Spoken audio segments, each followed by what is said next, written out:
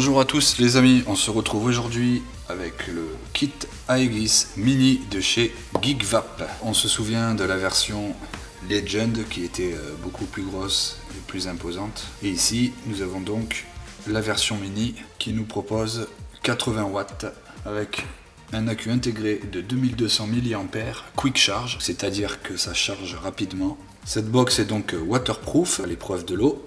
Nous avons avec un cléromiseur Cerberus de 25 mm qui fait 5,5 ml de contenance.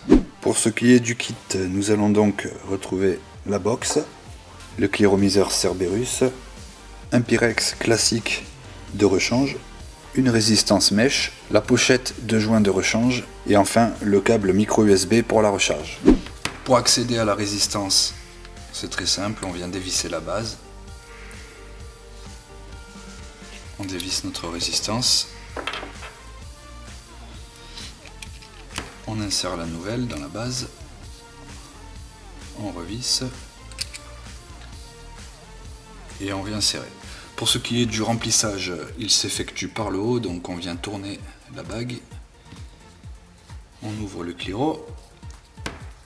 Et on vient remplir avec notre juice préférée comme d'habitude.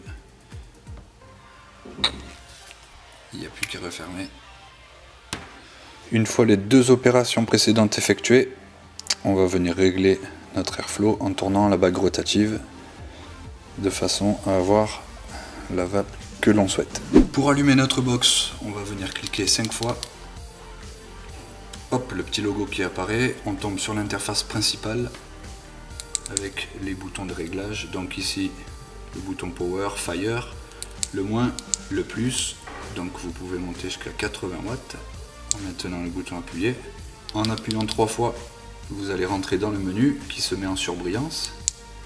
Donc vous avez le mode SS, Titane, TCR, VPC, où vous pouvez régler votre courbe, le mode Bypass, et enfin, on revient au début, le mode Power. Donc vous cliquez pour valider. Pour ajuster la luminosité de l'écran, vous allez venir appuyer sur le plus et Fire pour augmenter. Et pour l'inverse, vous appuyez sur le moins et Fire. Vous laissez appuyer et vous baissez la luminosité. Vous pouvez aussi valider vos réglages en les verrouillant, en appuyant sur les deux boutons plus et moins en même temps. Vous avez un petit cadenas qui s'affiche à l'écran pour vous indiquer que vos réglages sont bien verrouillés. Vous pouvez toujours faire Fire pour vaper, c'est ça qui est intéressant. Vous rappuyez plus et moins, hop, et vous redéverrouillez. Vous avez aussi la possibilité de venir réinitialiser le compteur de bouffée. Pour cela, il faut appuyer 3 fois rapidement. Hop, mon option vient en surbrillance. Je clique une fois, 2 fois. Une fois que je suis sur l'option du compteur, j'appuie sur le plus et je remets à 0. Je laisse appuyer pour valider. Enfin, sur le dessous de la box, on retrouve la petite trappe à soulever avec la prise micro USB pour venir recharger votre box. Il ne nous reste plus qu'à venir visser notre cléromiseur. On a un message de la box qui nous demande si c'est une nouvelle résistance. Pour mon cas, oui. Donc je viens appuyer sur le plus et j'ai ma valeur de résistance qui s'affiche qui est de 0,30. Donc tout est parfait. Maintenant que tout est prêt, on n'oublie pas de venir régler notre puissance. Alors moi je débute à 35 watts avec la résistance 0,3 et il ne nous reste plus qu'à vaper.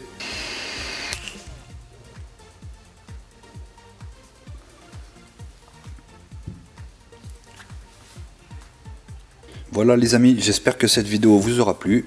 N'oubliez pas de nous suivre sur nos réseaux. Si vous avez besoin de plus d'informations, n'hésitez pas à consulter notre site www.taclop.com. Et je vous dis à très bientôt pour une nouvelle vidéo.